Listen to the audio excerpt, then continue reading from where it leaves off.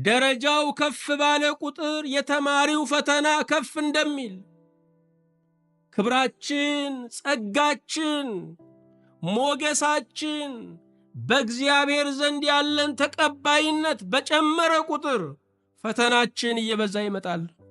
ብዙ ሰዎች ወደ መንፈሳዊ ሕይወት የሚቀርቡት ፈተና አልባ ለመሆን ነው። ወደ እግዚአብሔር እንደቀረባችሁ ምልክቱ የፈተና መፋፋም ነው።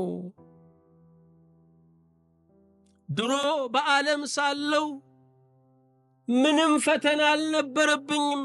ዛሬ ወደ እግዚአብሔር ቤት ስመጣ ፈተናዬ በረከተ የሚሉ ብዙ ሰዎች ናቸው።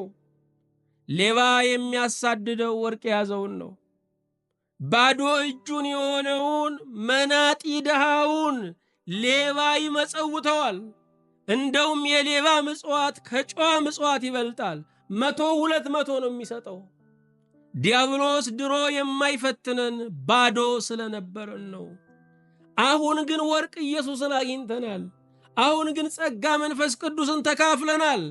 ባለጠጎች ስለሆንን ሌባው ያሳድደናል።